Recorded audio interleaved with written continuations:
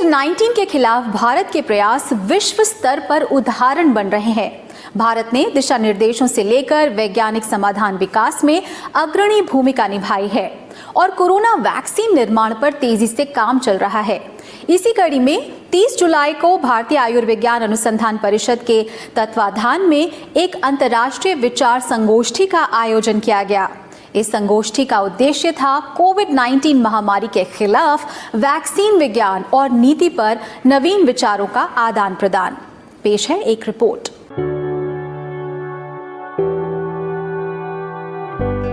Novel corona virus के खिलाफ इस वक्त पूरी दुनिया में वैक्सीन विकसित करने पर काम चल रहा है।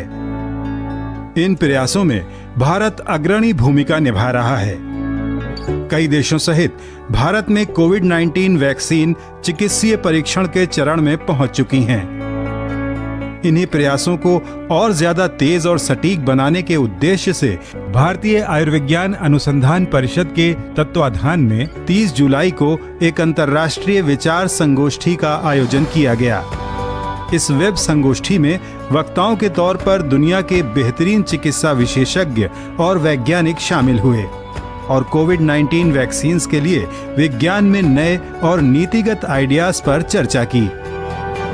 We need to make sure that the development and the assessment of candidate vaccines follows a rigorous path. We can accelerate maybe the bureaucracy and all that, but and the funding and what have you, but certain things we cannot take any shortcuts. First of all, we need to demonstrate that it works. And there is no way around that, and this is where the randomized controlled trial is there. It's quite clear that what we are seeing now is a potential danger that purchasing power, that what was called vaccine nationalism, will steer the way vaccines are distributed worldwide. Of course, we have to see to it that fairness, justice prevail when it comes to the distribution of vaccines. संगोष्ठी में शामिल देश विदेश के लगभग 25 से ज्यादा वक्ताओं ने वैक्सीन निर्माण के विभिन्न चरणों पर अपने विचार रखे।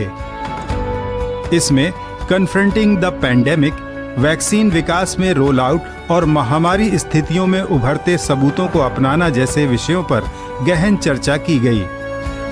इसके अलावा timely and safe towards a covid vaccine, महामारी को खत्म करने में टीकों की भूमिका पर भी विचार रखे गए।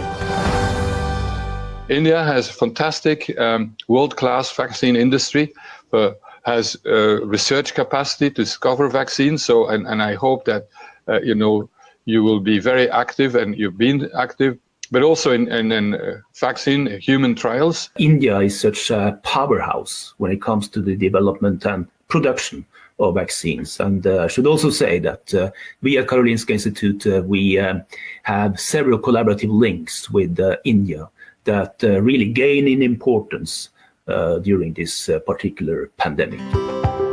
आपको बता दें, भारत में स्वदेशी कोरोना वैक्सीन भारत बायोटेक द्वारा विकसित कोवैक्सीन और जाइडस कैडिला की ज़ाइकोव डी का पहले और दूसरे चरण का क्लिनिकल ट्रायल किया जा रहा है।